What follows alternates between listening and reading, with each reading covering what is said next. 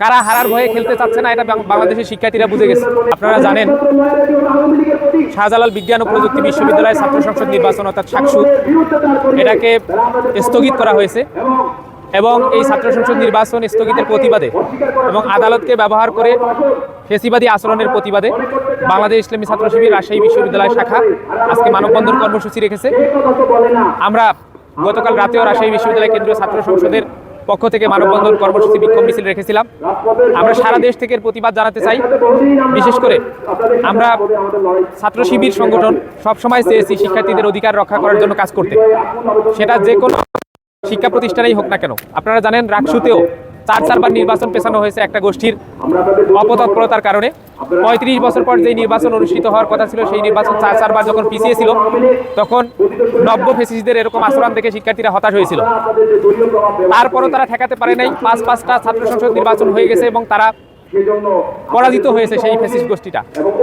এখন শাকসু নির্বাচনকে তাদের নেতা আসার পর শাকসু নির্বাচনকে আদালত ব্যবহার করে এটাকে পিছিয়ে দেওয়া হয়েছে। বাংলাদেশের মানুষ, বাংলাদেশের শিক্ষার্থীরা এতটা বোকা নয় যে তারা বুঝবে না যে এই নির্বাচন পেছানো বা এই নির্বাচন বানচাল করার পেছনে কারা আছে। কারা হারার ভয়ে খেলতে চাচ্ছে না এটা বাংলাদেশের শিক্ষার্থীরা বুঝে গেছে।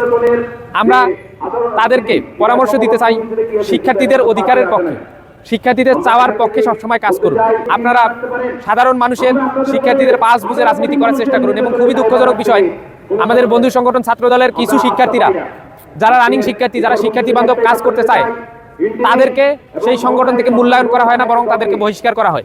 আমরা দেখেছি শাকসু নির্বাচনের পক্ষে ছিল ছাত্র দলের একজন নেতা, তাকে বহিষ্কার করা হয়েছে কেন্দ্রীয় সংগঠন থেকে। এ দিয়ে তারা প্রমাণ করে যারা তাদের দলে থেকেও শিক্ষার্থীদের জন্য কাজ করতে চায় তাদের জন্য ছাত্র দল সংগঠনটি নয়। এজন্য আমরা সেই ভাইদেরকে যারা শিক্ষার্থী বান্ধব কাজ করতে চায় তাদেরকে সেই সংগঠন থেকে পদত্যাগ করার জন্য আহ্বান জানাই, অথবা তাদের সংগঠনকে শিক্ষার্থী বান্ধব কাজে জড়িত করার জন্য ভূমিকা করার আহ্বান জানাই। আমরা মনে করিয়ে দিতে চাই শাকসু নির্বাচন পিছিয়ে যে ফ্যাসিস্ট আচরণ করা হয়েছে তার অবিলম্বে একটা সুরাহা হওয়া দরকার।